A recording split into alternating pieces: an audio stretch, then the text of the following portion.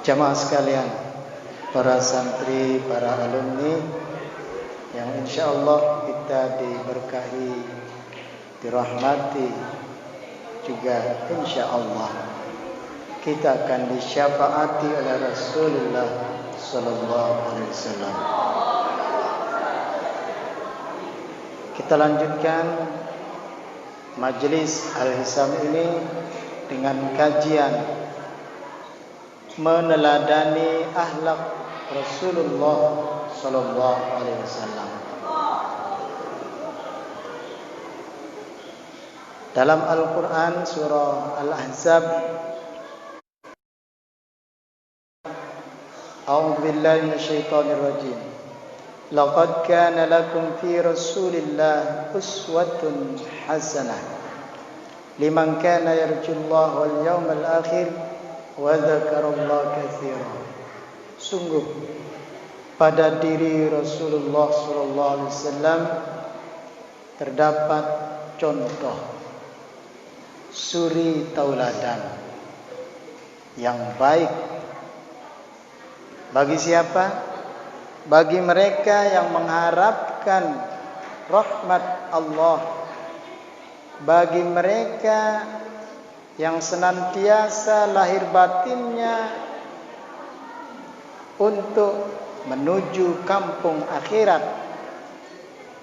Mereka itulah orang-orang yang menyebut Allah dengan sebutan yang sebanyak-banyaknya. Kalau sudah menyebut Allah dengan sebanyak-banyaknya, menyebut asma Allah, maka kita juga akan dibimbing oleh Allah untuk menyebut nama Rasulnya Muhammad sallallahu alaihi wasallam. Karena nama Nabi kita Muhammad adalah Ismul A'zam, nama yang sangat agung, yang oleh Allah sendiri yang memberikan nama itu kepada Rasulullah sallallahu alaihi wasallam. Dalam surah Al-Qalam sebutkan, wa innaka la'ala khuluqin 'azim. Dan sesungguhnya pada diri Rasulullah sallallahu alaihi wasallam ada budi pekerti, ada akhlakul karimah yang sangat agung, sehingga tidak ada yang kita contoh kecuali Rasul sallallahu alaihi wasallam. Apapun itu kita contoh Rasul sallallahu alaihi wasallam. Karena dijelaskan dalam sebuah hadis, Rasulullah dibangkitkan karena akhlak yang mulia. Bagaimana sabda beliau? Innama bu'istu liutammima makarimal akhlak. Sungguhnya aku dibangkitkan untuk menyempurnakan akhlak itu sendiri. Akhlak dari para nabi sebelumnya yang belum sempurna, sehingga disempurnakan pada diri Rasul sallallahu alaihi wasallam. Sehingga tidak ada alasan untuk tidak mencontoh Rasul sallallahu alaihi wasallam dalam semua aspek kehidupan, dari bangun tidur sampai tidur lagi, dari tidur sampai bangun tidur lagi. Semua yang dicontohkan oleh Rasul sallallahu alaihi wasallam demi kemaslahatan umat. Sehingga siapa yang mengikuti sunnah Rasul sallallahu alaihi wasallam, maka dialah orang yang akan selamat. Contoh,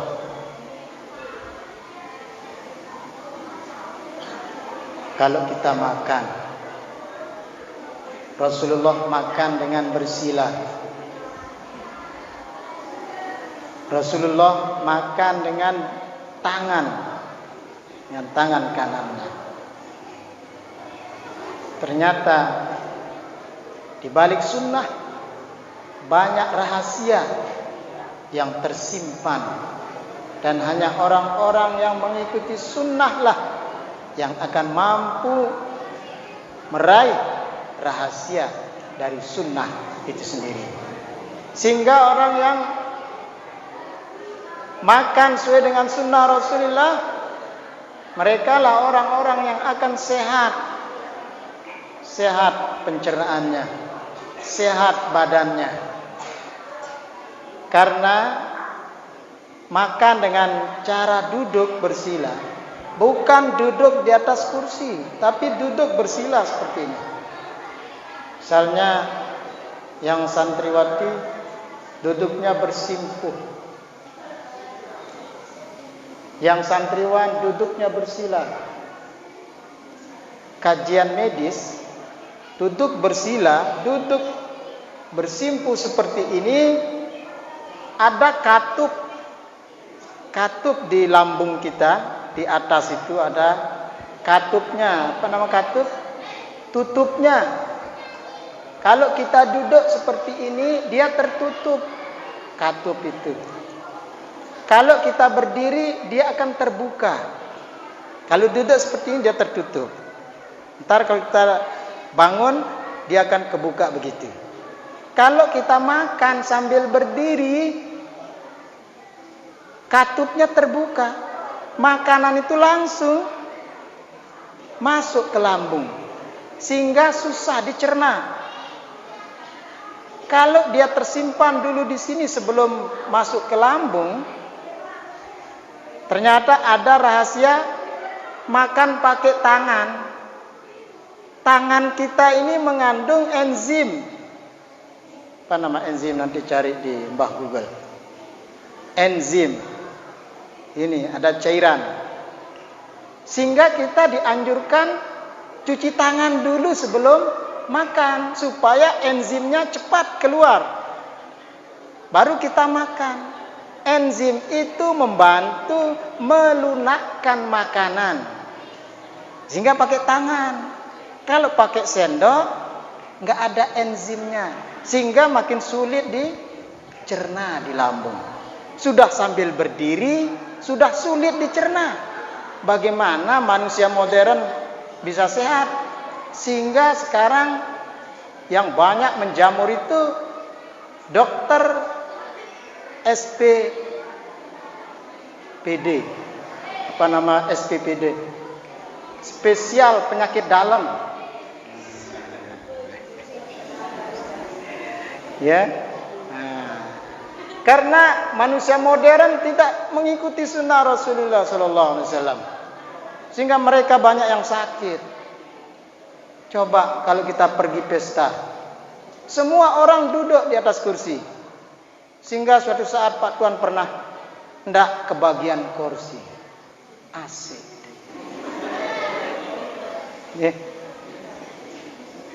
Beyanin tendara. Sugul luar rebuto. Nah, ya. Gitu. Serba salah. Butang salah. Minta kursi ndara. Sugul luar panas. Serba salah. Nah. Kan jemaah-jemaah menara acara roah, undang Pak Tuan, roahnya duduk bersila. Jemaah menara merari nih, prasmanannya duduk bersila. Denu atau ke, nah, mulanya duduk bersila kan, nah, gitu. Rahasia sunnah Rasul Sallallahu Alaihi Wasallam.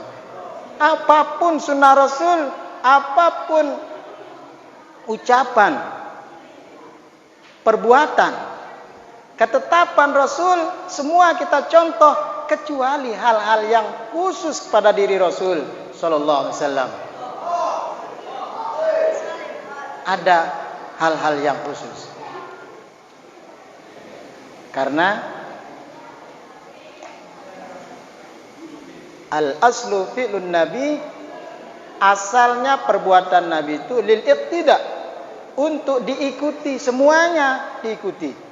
Kecuali ada hal-hal yang khusus tidak boleh diikuti. Ya, seperti kawinnya Rasul 4, itu khususiyah pada Rasul sallallahu alaihi wasallam. Ada sebuah hadis, innal khuluqa wi'auddin, sungguhnya akhlak itu adalah wadah agama. Kalau kita tidak berakhlak sebagaimana akhlak Rasulullah sallallahu alaihi wasallam, agama kita ini enggak ada wadahnya. Apa nama wadah? Tempat menampung agama. Wadah air, gelas, bejana, kocor. Enggak ada kocor, enggak ada gelas. Bagaimana kita cepat bisa minum? Agama enggak ada wadahnya. Bagaimana kita bisa cepat memahami agama? Enggak ada wadahnya. Sehingga sejauh apapun kita menuntut ilmu agama, tapi kita sendiri enggak punya akhlak, agama itu akan hilang. Sirna secepat burung terbang. Sehingga ada ulama, akhlak lebih utama daripada ilmu. Ilmu banyak, enggak ada akhlaknya. Sehingga lebih baik berakhlak daripada banyak ilmu enggak ada akhlaknya. Tapi akan makin indah banyak ilmu kita, makin tinggi akhlak kita. Itu contoh sunnah Rasul sallallahu alaihi wasallam. Ingin suatu negara, ingin suatu masyarakat, ingin suatu kampung berkah, jalankan sunnah Rasul di dalamnya. Semua pada makan bersila. Tapi kalau besok kampung kita semua prasmanan, hilanglah sunnah Rasul. Semua akan sakit perut. Ini bagi yang sering sakit perut ini ya. Mungkin dia makan sambil lari mungkin. Ya. Gitu. Makanya hati-hati. Ada contoh sunnah yang lain yang sering kita tinggalkan juga. Banyak sekali. Ya. Misalnya apa ya? Mau kada hajat, duduk jongkok. Itu sunnah Rasul sallallahu alaihi wasallam. Daripada sekarang manusia modern kada hajatnya pakai yang duduk itu. Enak sambil tiktokan. Duduk kayak kursi. Kalau jongkok kan nggak bisa tiktokan. Tapi kalau WC-nya pakai duduk seperti kursi itu, ya. Itu akan kalau duduk pakai kloset duduk itu akan menyebabkan wasir, susah buang air besar. Harusnya duduk jongkok seperti biasa yang kita lakukan. Ya. Nah, makanya besok kalau pergi kemanapun, kalau ketemu dengan WC duduk, cari WC jongkok. Ada ya WC jongkok. Ya. Nah, begitu bagian kecil sunnah Rasul sallallahu alaihi wasallam. Innallaha haffal Islam bimakarimil akhlak. Allah menghiasi Islam ini dengan kemuliaan akhlak. Artinya kita umat Islam kalau enggak punya akhlak, itu sama halnya kita merusak Islam itu sendiri. Hiasi Islam itu dengan akhlak, sehingga Islam dipandang baik. Rasul mencontohkan bagaimana interaksi kita, baik sesama muslim, sama non muslim, bahkan terhadap musuh sekaligus. Ada adab-adabnya. Sehingga kita perlu mencontoh Rasul sallallahu alaihi wasallam. Wa ma'asinil a'mal, Akhlak yang mulia itu akan memperindah amal ibadah kita. Makin indah amal seseorang terlihat dari akhlakul karimahnya. Kalau sudah akhlakul karimah enggak ada, amalnya tentu tidak ada nilainya. Kalau di hadapan manusia amal kita sudah tidak baik, apalagi di hadapan Allah Subhanahu wa taala. Maka berakhlaklah yang mulia. Qad aflaha man ukhlisa qalbuhu lil iman. Sungguh beruntunglah orang-orang yang ikhlas hatinya karena keimanan. Waju'ila qalbuhu saliman, dan dijadikan hatinya selalu selamat. Ini yang sulit ya, hati yang selamat. Hati yang selamat itu selalu orientasinya kepada hal-hal yang positif, bukan negatif. Baca status orang, komennya selalu bagus, bukan komennya yang jelek-jelek. Kalau komennya jelek-jelek, maka mulutnya tidak pernah selamat.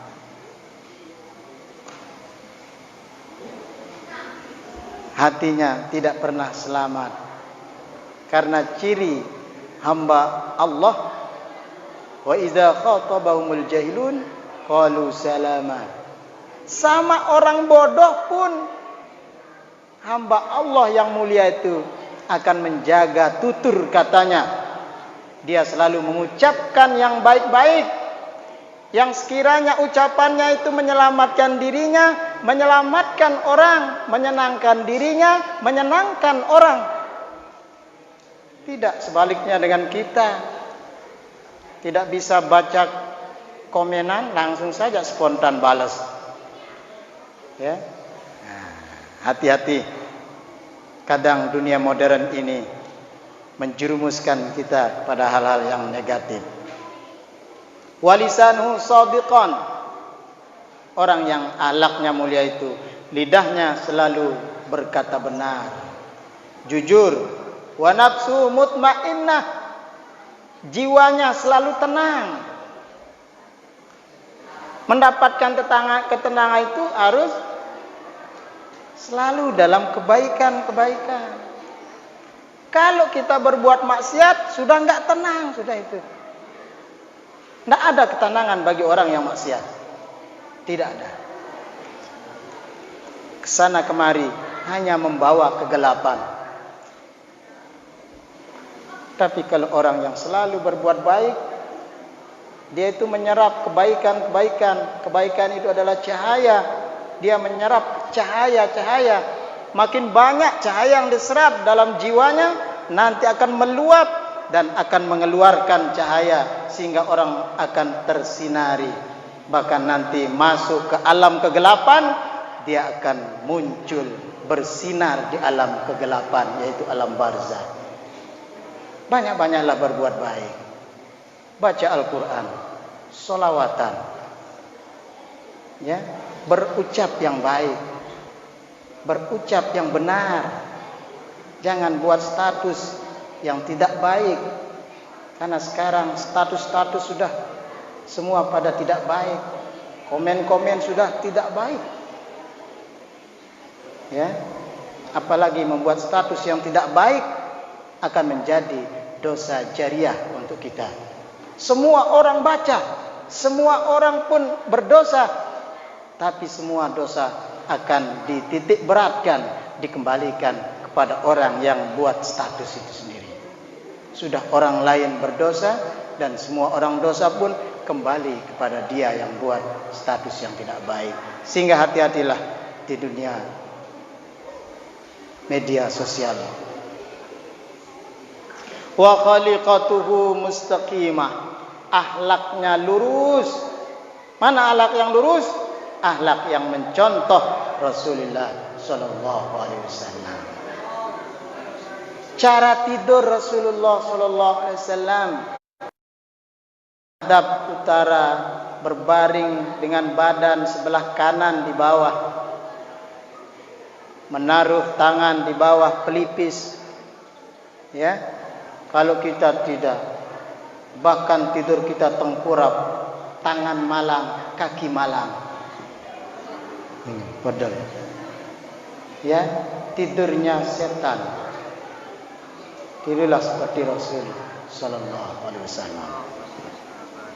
Syaraful iman ayyamanakan nas. Kemuliaan iman itu tatkala orang-orang aman dengan kita.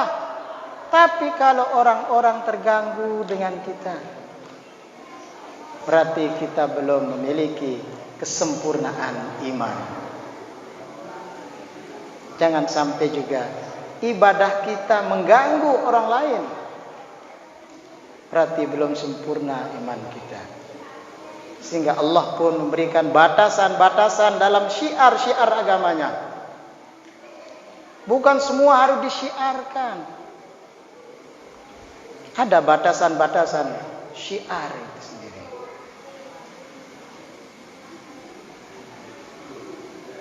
Wasyaraful Islam ay yaslaman nas min lisani wa yadihi.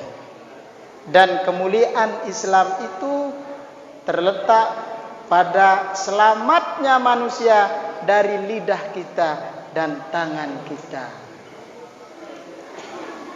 Kalau orang lain masih terganggu dengan lidah dan tangan ini, maka Islam kita masih dipertanyakan. Belum sempurna Islam kita. Maka berusaha sekuat tenaga untuk memberikan keselamatan terhadap orang lain, untuk memberikan ketenangan terhadap orang lain.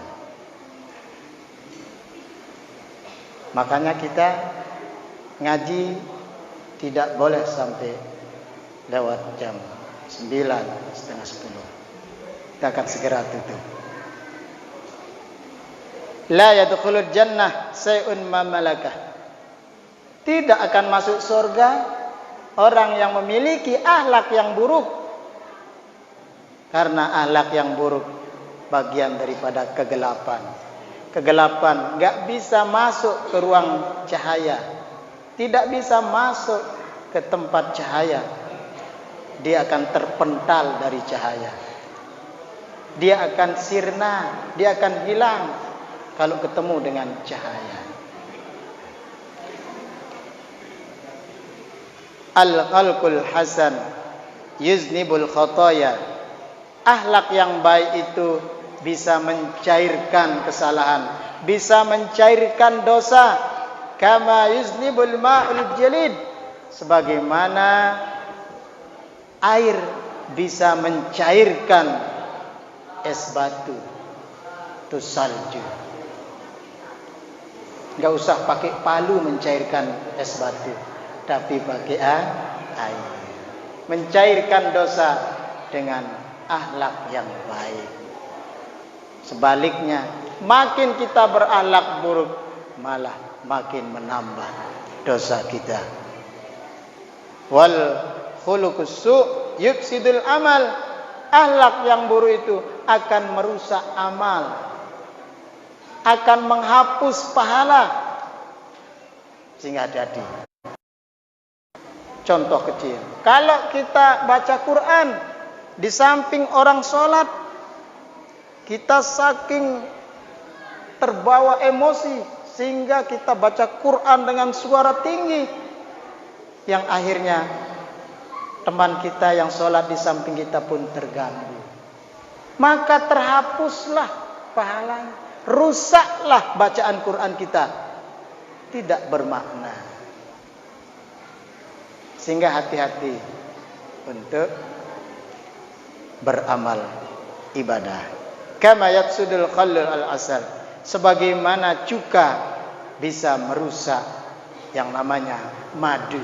Cerak manis madu, amun netrikin si cuka. Ya, itu. Al-yumnu husnul khalqi. Keberkahan itu ada pada akhlak yang baik. Hidup berkah dengan akhlak yang baik. Wasu'il khalqi syukmun. Dan buruknya akhlak adalah kesialan. Tegin sial-sial diri. Maka tersial ya karena akhlak kita tidak baik. Misalnya dengan rebak-rebak diri karena akhlaknya tidak baik. Angkun neleka peleh. Saling tendang naik neleka berebak. Ya. Nah. Begitu jamaah rahimakumullah. Sebelum kita akhiri dan kasih sebuah hadis Rasul sallallahu alaihi wasallam tentang keindahan berselawat pada Rasulullah sallallahu alaihi wasallam. Wa an Abi Hurairah radhiyallahu an, dari Abu Hurairah radhiyallahu an, anna Rasulullah sallallahu alaihi wasallam, bahwasanya Rasul sallallahu alaihi wasallam qol, bersabda, lil musalli alayya nurun, bagi orang yang berselawat itu ada cahaya, baginya cahaya, ala sirat, pada titian sirat, wa man kana ala sirat min ahli nur, siapa saja yang berada di atas sirat dan dia adalah ahli cahaya, lam yaku min ahli nar, dia tidak akan menjadi ahli neraka. Sehingga selawat adalah salah satu untuk menyerap cahaya kebaikan itu. Makin banyak kita berselawat, tentu makin besar aura positif kita, energi positif kita, yaitu cahaya itu yang dimaksud energi positif. Energi negatif adalah kegelapan. Ya, enggak perlu yang aneh-aneh. Tahu keber misalnya, tahu telang, enggak perlu.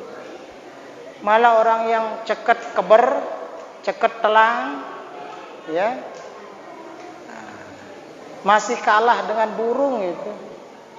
Ya kan ulaknya latihan keber, latihan telang. Burung dan ulak latihan keber. Siluman dan ulak latihan telang. Kita kan ulak latihan telang, nyebut jeluk ditekan.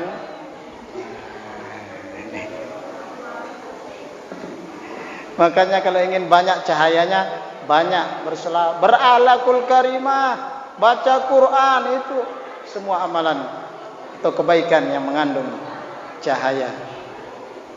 Sehingga dengan cahaya Allah mengharamkan kita